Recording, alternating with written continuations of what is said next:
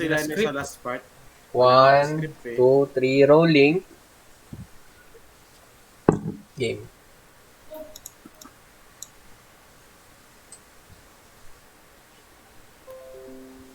Hello everyone, a pleasant day to everyone, especially to our proctor, Ma'am Garcia.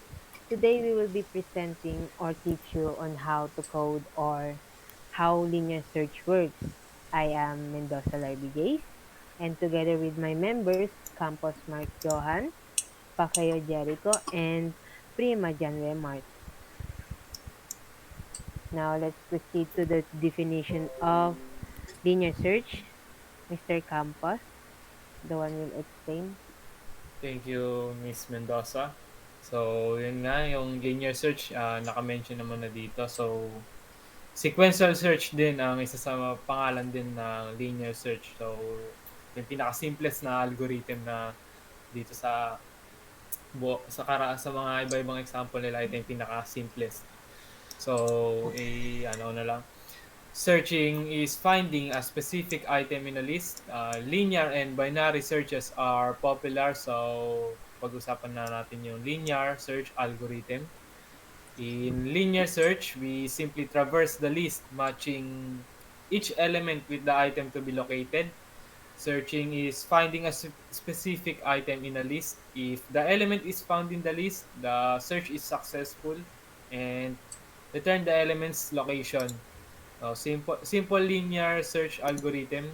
This type of search works by going through each item one by one. And then the next reporter, Miss Mendoza, would continue how the linear search works. Hello everyone. So here is the example of how linear search works. So here we start from the leftmost element of array and one by one compare x with each element of array. So if x matches with an element, return the index. So the second is if x doesn't match with any elements, so return to -1. So here in programming, the index is always start with the zero. So 0, 1, 2, 3, 4, 5, and 6. So find number 20. So in 20, so the element is 20 and the index is number 6. So let's proceed to the next topic. This that advantages of linear search. Mr. Paqueo, the one will explain. So, thank you, Miss Mendoza. So, here are the advantages of a linear search. So, first, linear search will perform fast searches of small to medium lists. Small to medium arrays can be searched relatively quickly with today's powerful computers. So, the linear search can be is convenient to use, especially when we have the list of different elements from small to medium. So, especially if you have a computer with good or best specifications, the linear search will run very fast. Eh, Next, the element does not need to be sorted. Unlike a binary search, linear searching does not require an ordered list. So here in the second advantages, as we can see from the example, the elements example in the previous example is not sorted. So obviously the element number 20 is found at index number 6. So the element uh should be should be found in the second index if the array is sorted. So that is the advantage of linear searching because it doesn't need to be sorted so that it could find the index of an element faster. So for the third advantage is it does not affect by the insertions and deletions. So what I said in the second advantage, it does not require sorting method because because sorting of an element is affecting the performance of the linear search. Uh, and the arrangement of it, since the index of an element change is changing when you delete or insert a new element. So last is when a key element matches the first element in an array, the linear search algorithm is the best choice because of its execution time is O of n, where n is the number of elements in an array. So for this last advantages, since the linear search is fast, so the best case of research of linear search is O of n, big O of n. So now let's proceed to the disadvantages. I would like to call Mr. John Remart Prima. Thank you, Mr. Paqueo. And one of these advantages of linear search algorithm is its inefficiency in speed when it comes to searching of large lists, because the time complexity increases in accordance with the number of elements in the list. So naturally, let's say you were looking for a certain name in the database of everyone in Northern Ireland, then you might have to sift through a million names before locating the one you wanted. And it would take you too long because there are a lot of elements that are present in the database. And in the next page, we will see the example of algorithm that will explain by Miss Mendoza. Thank you, Mr. Prima. So here the example of algorithm. So here we use for loop. So the first is for int a dito makikita yung code kung saan paano nag-a-add or nagra-run yung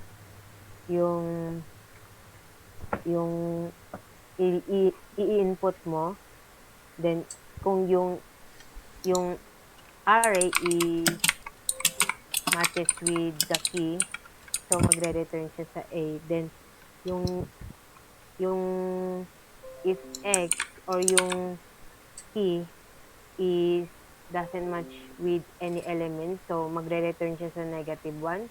So dito sa baba, int int key, so int is minus int that next int. So dito, ito yung int number, ito yung element na pagpipilian mo. So dito, SOP or system.out.println.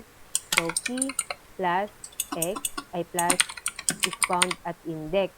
So yun yung index. So 0, 1, 2, 3, yung katulad kaninang example sa kung paano gumagana yung linear search.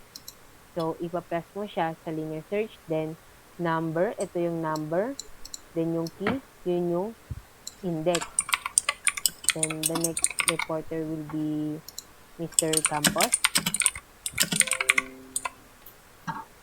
So dito makikita natin yung algorithm or flowchart ng isang linear search. So dito start tayo, then read item yung element na kailangan i-search.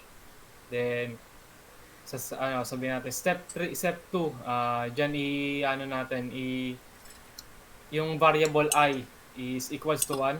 Then step 3, yung i-set natin yung variable location is equals to 0. Then step 4 ano natin, if while ano yung number na element na i-search natin is less than or equal siya sa n. N means yung size ng array. If true, then pupunta siya sa baba. Then if data yung data ng ano ng index ng variable is equivalent siya sa item or yung element na sinesearch, then magpiprint siya ng ano, then mapupunta siya sa true. Then yung location niya, yung location ng variable, magiging equal siya sa 1. Then pupunta siya sa ano, magiging ano yung location niya, equivalent siya dun sa ano, sa 0. Then if nakita siya, if hindi nakita yung item na index na variable na hinahanap, then magpi-print siya ng item is not found. Then if else naman na nakita, then item is found at location. Then dun mag-i-stop yung kanyang flowchart. And next naman, ipapaliwanag kung paano naman siya i-code ni Mr. Prima. Okay. From this code, we will run loop from 0 to right. And then we will input if search element is found with left variable. Also, we will write down the if search element is found with right variable. And in the next page, we can see the driver code in the last part. And from this program, we can see what output is the result of the code that we created.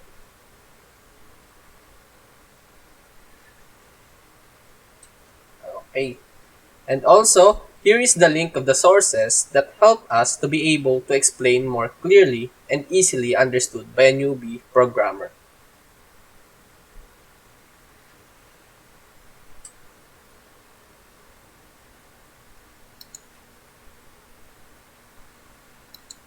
Thank you po.